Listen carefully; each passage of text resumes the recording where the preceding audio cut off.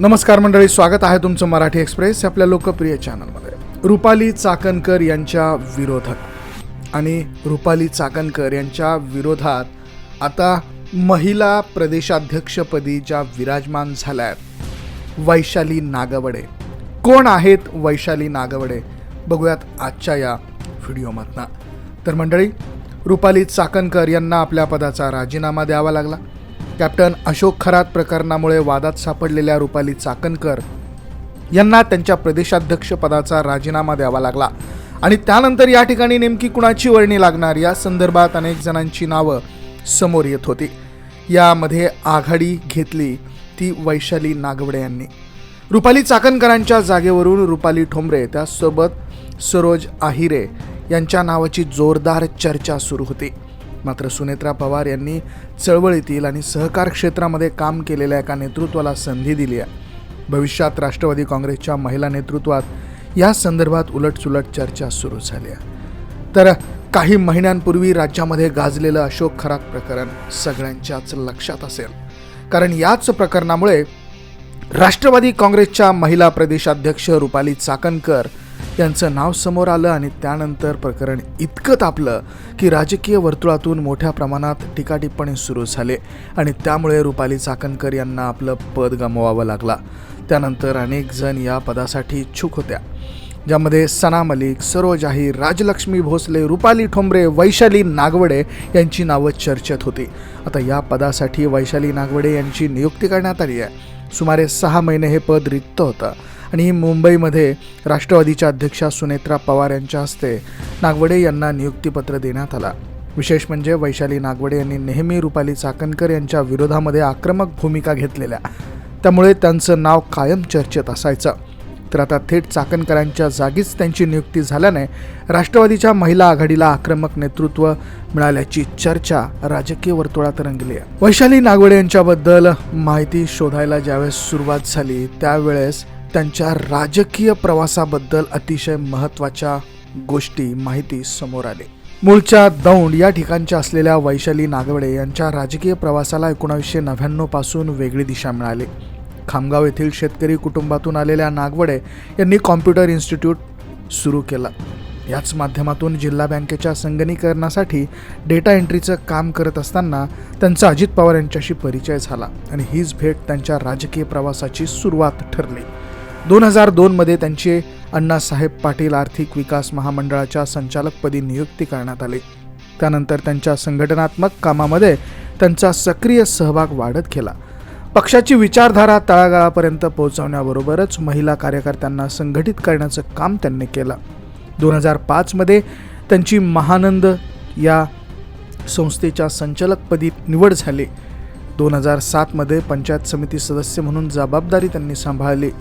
संघटन कौशल्याची दखल घेत 2009 मध्ये त्यांच्यावर राष्ट्रवादी काँग्रेसच्या पुणे जिल्हाध्यक्षपदाची जबाबदारी सोपवण्यात आली. त्याच वर्षी महाराष्ट्र पंचायत राज महिला समितीच्या अध्यक्षपदी देखील त्यांची निवड झाली.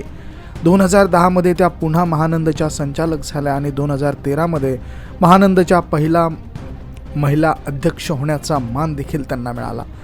याच काळात IVRI तसेच इतर संस्थांच्या संचालकपदाची जबाबदारी त्यांच्यावरती होती. पक्षाच्या विविध आंदोलनापासून ते संघटनात्मक कार्यक्रमांपर्यंत त्यांचा सातत्याने सक्रिय असा सहभाग राहिलेला आहे.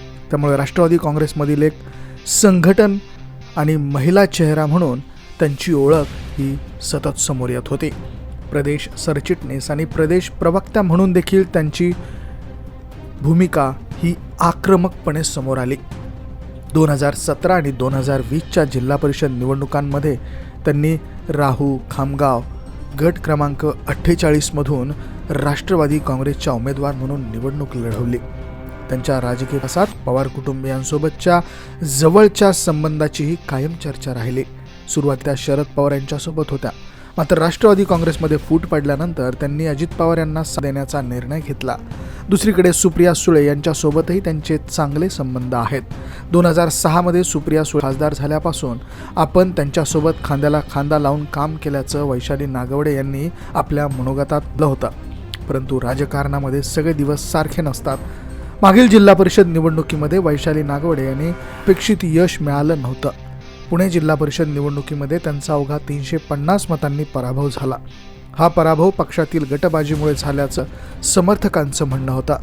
त्यानंतर महिला प्रदेशाध्यक्ष पदासाठी त्या इच्छुक होत्या, मात्र त्यावेळी हे पद रुपाली चाकणकर यांना देण्यात आलं. तरीही त्यांनी हार मानली नाही. पक्षाच्या जवळपास प्रत्येक आंदोलनामध्ये त्या सक्रियपणे सहभागी झाल्या. रास्ता रोको असो अथवा महिलांचे प्रश्न असोत, आशा वर्कर्सचे प्रश्न असोत, अंगणवाडी का सेविकांचे प्रश्न असोत किंवा बचत गटाच्या समस्या असोत, त्या कायम आघाडीवर दिसल्या. गॅस दरवाढ, सुरक्षा, स्थानिक प्रश्नांवर त्यांनी सातत्याने आक्रमक भूमिका घेतली. कोरोना काळामध्ये दौंडमधील सर्वाधिक सक्रिय पदाधिकारी म्हणून त्यांचं नाव चर्चेत आलं. 2020 मध्ये ग्रामीण भागातील पक्षनिष्ठ महिला चेहरा म्हणून आपल्या विधान परिषदेची उमेदवारी मिळावी अशी इच्छा त्यांनी व्यक्त केली, मात्र त्यात त्यांना संधी मिळाली नाही. 2022 मध्ये त्यांनी भाजप विरोधात मोठं आंदोलन केलं.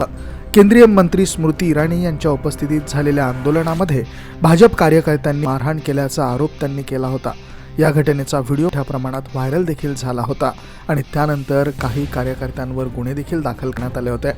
2021 मध्ये पुणे जिल्हा मध्यवर्ती सहकारी बँकेच्या संचालक मंडळाच्या निवडणुकीमध्ये त्यांनी उमेदवारीची इच्छा व्यक्त केली होती, मात्र तिथेही त्यांना संधी मिळाली नव्हती. म्हणजे गेल्या काही वर्षांपासून वैशाली नागवडे यांचं नाव सातत्याने चर्चेत येत होतं, पण अंतिम यादीमध्ये त्यांना वारंवार पडावं लागत होतं. त्यामुळे त्यांनी मी कुठे कमी पडले अशी भावनिक पोस्ट शेअर करत आपली नाराजी देखील व्यक्त केली. आता मात्र वारंवार संधी हुकल्यानंतर वैशाली नागवडे यांनी राष्ट्रवादीच्या महिला प्रदेशाध्यक्ष पदाची महत्त्वाची जबाबदारी ही मिळवून घेतलेली आहे. त्यांच्या या निवडीमुळे आगामी काळात राष्ट्रवादीच्या महिला आघाडीचं नेतृत्व अधिक आक्रमक अशी चर्चा आता केली जाते. मंडळी, याबद्दल तुमचं मत काय? तुम्हाला काय वाटतं? कमेंटमध्ये अवश्य नोंद करा. व्हिडिओ आवडला तर शेअर जरूर करा. धन्यवाद.